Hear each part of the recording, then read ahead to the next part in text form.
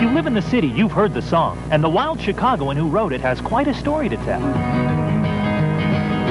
I recognize that song. How are you, sir? Just fine, sir. How are you? Good. That's Lakeshore Drive. Yes, it is. And you would be Skip Haynes. Yes, I am. It's just lucky we just happen to be passing by here. It is. It's just amazing. You were part of Eliota, Haynes, and Jeremiah. Jeremiah, yes. Eliota, Haynes, and Jeremiah. You were born in Chicago, weren't you? Oh, yeah. I'm a Chicago boy. Even though I live in Los Angeles, I still have I have like dual citizenship, I guess you'd call it. Yeah. I still have an address here and in Los Angeles. Now, what are you doing now? I got into writing books. I wrote a book on how to stop doing drugs because I was actually an expert at doing drugs. I bet every Chicagoan could sing the words to this thing. I think so. It's mind-boggling, as a matter to me, anyway. I always ride on Lakeshore Drive. It's the first thing I do when I come to Chicago. Take a ride, because Lakeshore Drive has been very, very good to me. So I ride down it every time I come in. It's kind of like rubbing Buddha's belly for me, you know what I mean? Wow, it's like being in a band again. It's cool. Did you write the song while driving on Lakeshore Drive? No, actually, we're going to pass. It's pretty difficult, wasn't it? We were driving down Lakeshore Drive with my manager, Arthur Belkind, in 1970 maybe, at about 4 o'clock in the morning in January in an Opel GT, and we were faced. I mean, we were drinking tequila, and we were, here I say it, snorting cocaine, and we were loaded. And we were going down Lakeshore Drive talking about how wonderful Lakeshore Drive was. Mostly because it was like 4 lanes wide and you could really blow it in the middle of January, do 3 donuts, still make your exit and not get killed. Please refrain from that on this trip. I shall. Well, it's not icy and I don't get high anymore, so we have a chance. And I just sat down and really just wrote our conversation. And I went to the club the next day.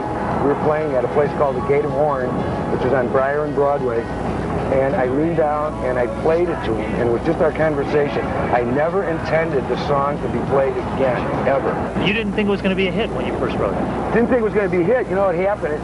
We did it a year later. We forgot about it. We didn't put it in the repertoire. And Arthur, our manager, just a year later, calls us up on a Friday morning and says, "You got to learn Lakeshore Drive."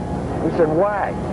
He said, "Because they just went on it on the radio, and there's 1,000 reservations for the club." And we didn't know the song, so we had to go downtown to Rose Records. And the kid behind the counter didn't know us. We had to buy our own album at list price to learn the song for that night. That's how much we knew Lakeshore Drive. No finer place to be than running Lakeshore Drive. And I saw the pretty blue lights on Lakeshore Drive. I saw 5 people get busted for speeding with these pretty blue lights. The cop cars? Yeah. Which instrument did you play? Guitar, I'm guessing? I played guitar. I played guitar, and I was the lead singer. John Jeremiah played piano. He did not sing on it. And Mitch Eliota played bass. Rock and roll. Got it.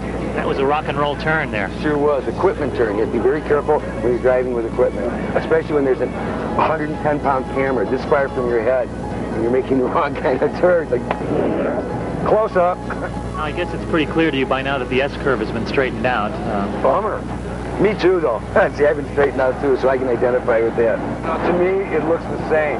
Obviously, it's not. You know, there's new buildings and stuff, but it's still the same. It's still my favorite road. I mean, even though you're now in LA, Sunset Boulevard, does that hold a candle? Ew. I don't think so. On Sunset Boulevard, Hollywood Boulevard, you got people walking around there that think Friday the 13th is a documentary. I also wrote a song once called Dangerous Dan for the Dan Ryan, but we never recorded that. It was Dangerous Dan Ryan. If you stuck together as a group, you might have covered every expressway in the city. Is that it? It's possible. It's possible. I mean, if something works, beat it to death. You know what I mean? Hey. Just sneaking on my own LSD. Skip, if somebody wants to listen to the Lakeshore Drive CD, what do they do? They can go to any record store in Chicago or the Midwest, and it's there. It's out nationally for the first time. So just listen. Thanks for not pulling any donuts on that Lakeshore Drive. Oh, I wanted to. I really, really did.